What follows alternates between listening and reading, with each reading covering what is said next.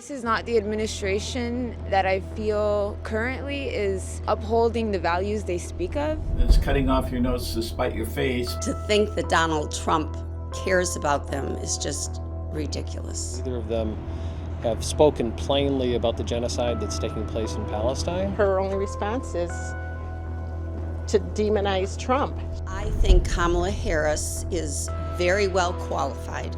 Are you a sports fan? I like Australian rules football. Now, you Right. wouldn't have even So heard of that, would if you? in Australian rules football, you want to win the game. The goal is to win the game. So would you send the weakest, nicest person in to be your pro footballer? Welcome to Detroit, where the local time is 4:26. Please stay seated with your seatbelt fastened and carry-on items stowed until the captain has turned off the seatbelt sign. I'm in Detroit, Michigan at the moment, home of motorcars and Motown. Michigan is, of course, one of the 7 swing states that will decide this election, and it is perilously close. Kamala Harris at the moment has a 0.6 percentage point lead over Donald Trump in this state. And that's why these candidates want to be here. But there's another issue at play, which is unusual in the swing states, and it's unique to Michigan. And that is that there's a very big Arab American population here. There's some 300,000 voters have an Arab background from North Africa or from the Middle East. And they are very, very critical of the Biden-Harris administration over their largely unequivocal support for Israel during the conflict in Gaza and now in Lebanon. Who are you going to vote for on Tuesday? At this point, I'm not sure. Either third party or no voting at all. How the Arabs vote is critical. So here's hoping. Is that right? You think how the Arabs vote is critical, do you? Yeah. I think he has a great possibility of succeeding in Michigan because of the Middle Eastern crisis. I'm leaning towards the Green Party just because I don't want to throw away my vote because it's very important for us to vote. He puts America first, and he's just a smart guy, and he's very good with the economy. He doesn't get us into any wars, or he didn't last time. Neither Donald Trump nor Kamala Harris represent me. Neither of the two candidates on the Republican or Democratic ticket showed the type of leadership that I'm looking for in a president. She has not had one rally or interview that she talks intellectually about anything. A large chunk of the community wants to lodge a protest vote against the policies of the Biden-Harris administration. Some people I spoke to from Arab American background said they were going to vote for Trump. Give a protest vote, give it straight to Trump. Other people were wary because Trump, of course, if anything, is more pro-Israel than the Biden-Harris administration. He advocated the Muslim ban, you recall, in 2016. So some of them say they can't bear to vote for Trump.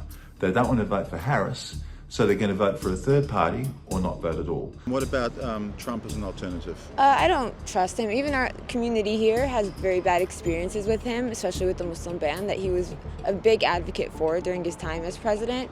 In my humble opinion, it's cutting off your nose to spite your face because if Trump gets into office, he's going to be hard on Muslims. He's an opportunist, very self-motivated. Donald Trump already has shown when he was in office about the Muslim ban. So you feel that the Biden-Harris administration effectively abandoned it? Oh, absolutely, 100%. They didn't even take 2 looks at us. They're not even trying to posture towards us. There's no posturing, nothing. They've abandoned us. They just don't care. Donald Trump said he would end the war over there. I don't know how he'd do it, but he said he'd do it. But you think generally for peace in the Middle East, Ukraine and other places, that Yes. he's going to be the better option? I think so, yes. Right. Regardless of who's at the top, whoever's at the face is an imperialist, colonialist country. Clearly, it's the continued support for Netanyahu. Netanyahu, in my opinion, is Hitler, the 2.0, basically. The man is immoral. He's a liar. I don't know where people are coming from. Donald Trump has really tried to take away our confidence in America and our elections. And he's told a story. He's created a myth that too many people believe. You don't see Americans fleeing to other parts of the world. You know, we're in the Alamo of sorts. This is the last holdout for representative republic and I think true freedom. You know, if we let this country go, so goes the world. So be careful what you wish for.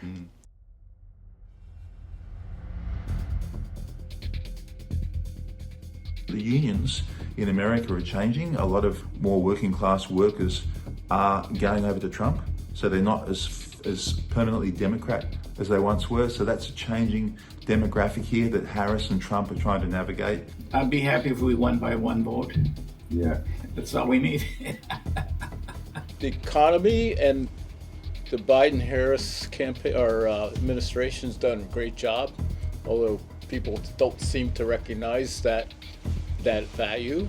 This world is in a dire straits, and we need to start caring about one another. And it starts at home. It starts right here, being good neighbors. My wife has to work now. Before, when Donald Trump was president, my wife didn't work, and I was the main breadwinner in our family, and she didn't have to work. Now she has a job, she's a part-time job, and we kind of need that, you know? They are actively funding, actively sending, paying for, I think there's a study that came out that was around the U.S. is paying for 70% of the bombs that are being dropped in Gaza, and that's crazy. Neither of the two candidates, as I've said earlier, Republican or Democratic, have the kind of values or integrity, demonstrated integrity or demonstrated values that I'm looking for in a leader of a country, one of the most powerful countries on planet Earth in the history of planet Earth. I think it's a coin toss. I would say they for sure, but I think there's some leading indicators that she'll win Michigan. I think the jury's still out, and a lot of it has to do with, possibility of, shenanigans in election. There are, certainly things going on already in other parts of the country. I think if the elections were true and honest, I think that Trump would win. Look, it's going to be a pretty wild last day or two of this campaign. We'll see a lot of Harris and Trump here in Michigan. This is a key state, and it's a very lively contest. I'm fearful that Trump might win Michigan. I think so. And who do you think will win the election? I really can't predict. It's going to be a nail biter.